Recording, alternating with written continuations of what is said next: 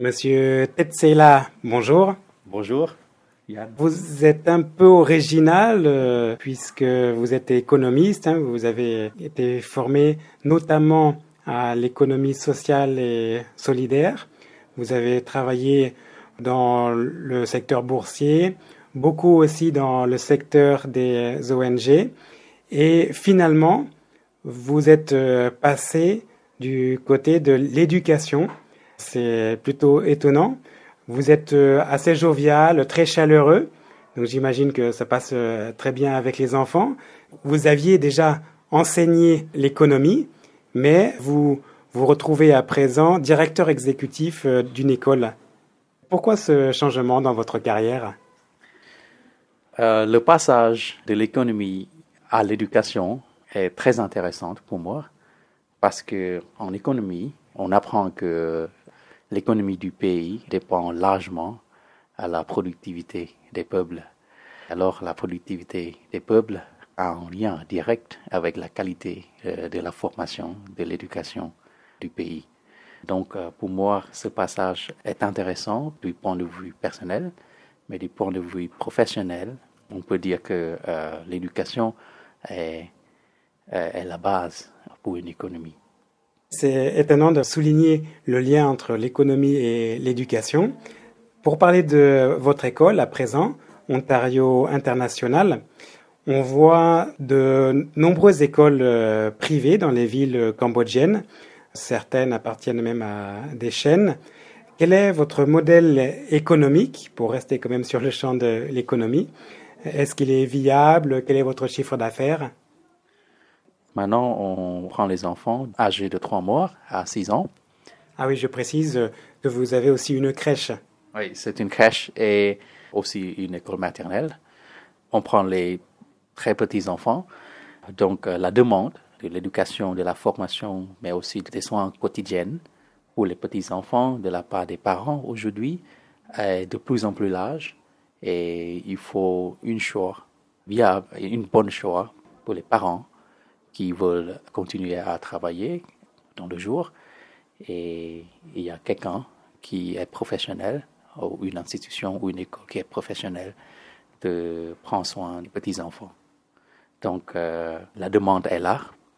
Si une école peut prendre soin des petits enfants avec un service exemplaire et de bonne qualité, et avec le professionnalisme des salariés, il y a une future en avenir pour ce type d'activité. Aujourd'hui, notre chiffre d'affaires est à peu près 7 000 par mois. Le chiffre d'affaires par an est à peu près 50 000 dollars. Alors je précise qu'il s'agit de dollars des États-Unis et non pas de dollars canadiens. Ouais. Pourquoi avoir choisi ce nom d'Ontario? On a un docteur en éducation qui est aujourd'hui le président du conseil d'administration de cette école.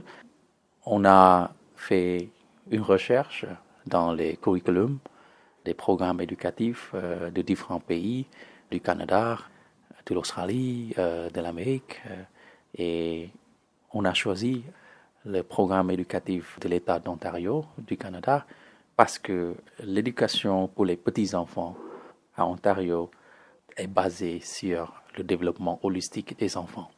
Le développement holistique des enfants, compris de développement physique, de développement intellectuel, de développement social et émotionnel et de développement communicationnel des enfants.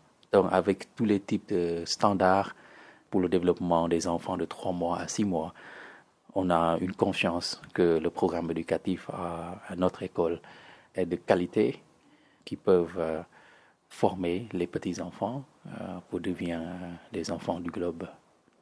Vous avez fondé cette école avec quelques anglo-saxons, ce qui explique aussi ce choix.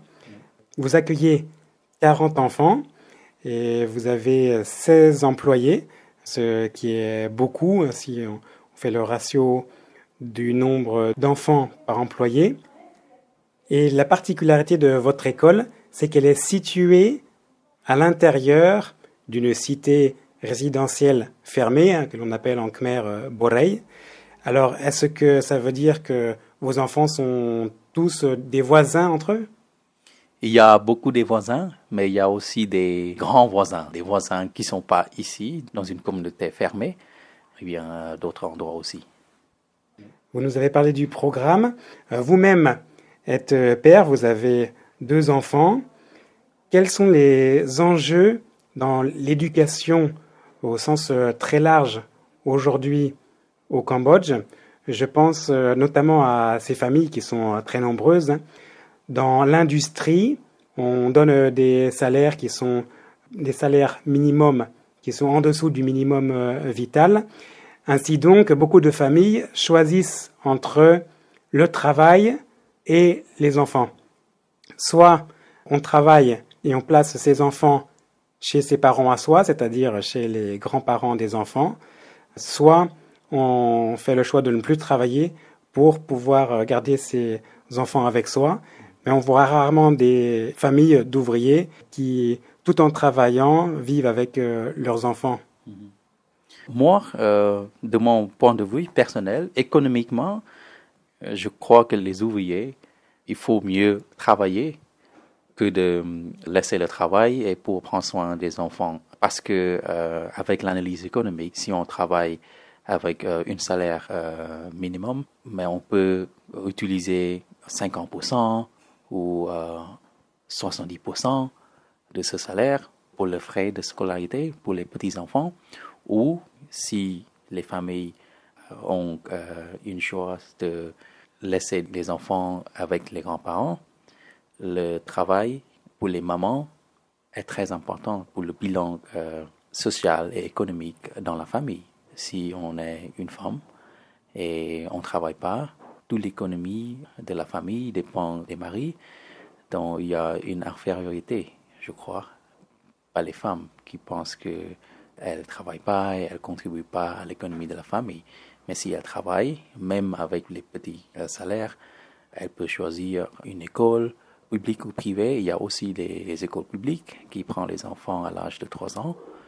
Mais il y a aussi des écoles privées qui sont moins chères que le salaire net des mamans après l'éducation des enfants, je crois, est positif. Donc, elles peuvent contribuer à l'économie de la famille.